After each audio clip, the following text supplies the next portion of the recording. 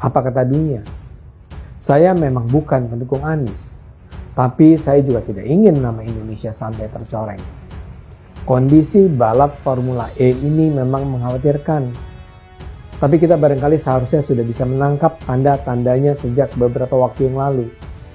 Terancam gagal interpelasi Anies, CS Prabowo keluarkan ancaman kita kepung kantornya Anies.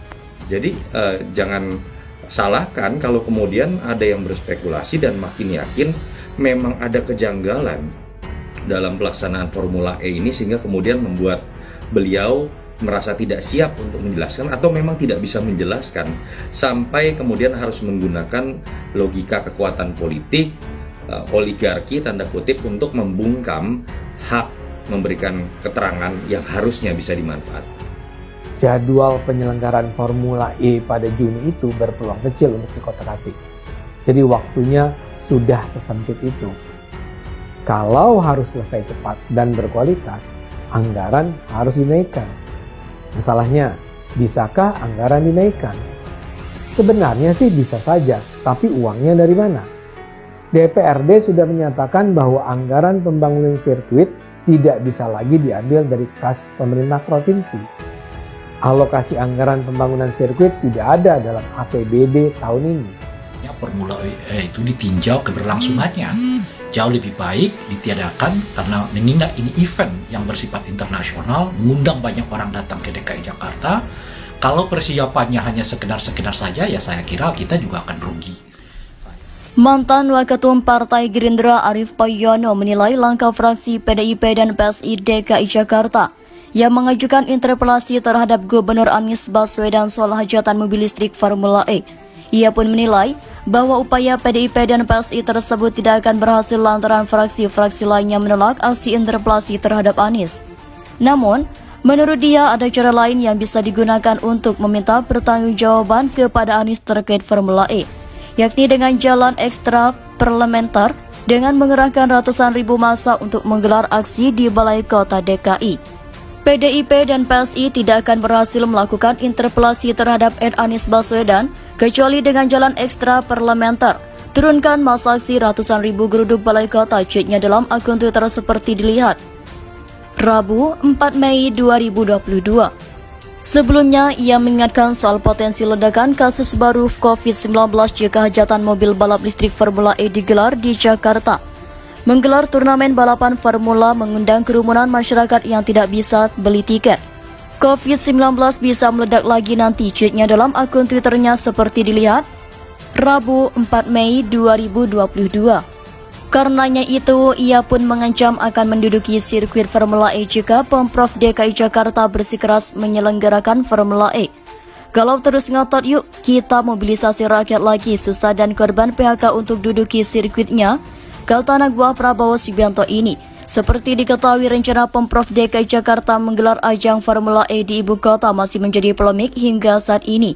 Sementara itu, anggaran fraksi PDIP dan PSI DPRD DKI Jakarta resmi menyerahkan surat interpelasi Gubernur DKI Jakarta Anies Baswedan terkait Formula E ke pimpinan DPRD. Adapun Wakil Ketua DPRD DKI dari fraksi Gerindra M. Taufik mengatakan sebanyak 7 fraksi yang terdiri dari 73 orang anggota Dewan tidak setuju dengan usulan interpelasi Gubernur Anies Baswedan soal hajatan Formula E.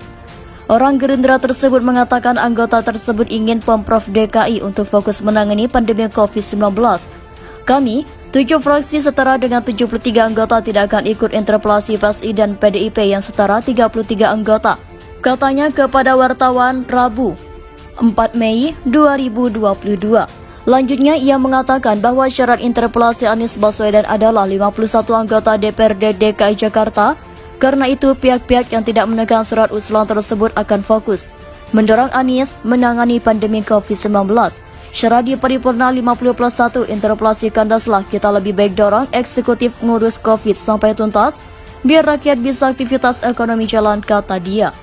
Kabar buruk, Anies didemo warga saat peletakan batu pertama Masjid At-Tabayyun. Kenapa? Gubernur DKI Jakarta Anies Baswedan diinformasikan bakal didemo warga saat peletakan batu pertama di Masjid At-Tabayyun.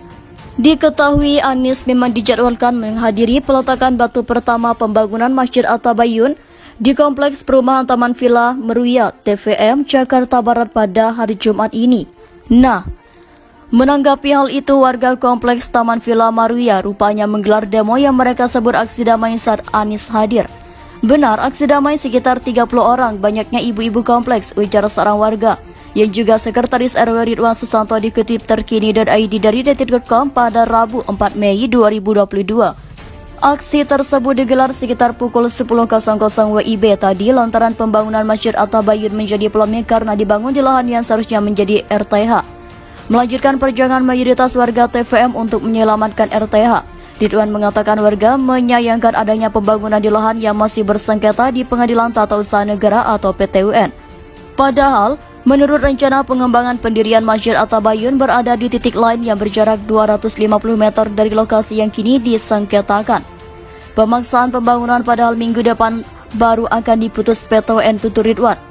Ia menegaskan yang dipersoalkan pihaknya bukan pendirian masjid tetapi pendirian bangunan di lahan yang seharusnya menjadi RTH. Ridwan menyebut dirinya sudah tinggal di Taman Villa Meruya sejak tahun 2013 dan mengklaim bahwa aksi damai itu sudah mendapatkan izin dari pihak kepolisian. Dalam aksi besok, hari Kamis, murni inisiatif warga semua tandasnya. Sebagai informasi, proses pembangunan Masjid At-Tabayyun ini sempat menjadi polemik. 10 ketua RT yang mengklaim mewakili 292 orang dari 2.000 warga TVM memprotes rencana pembangunan masjid itu.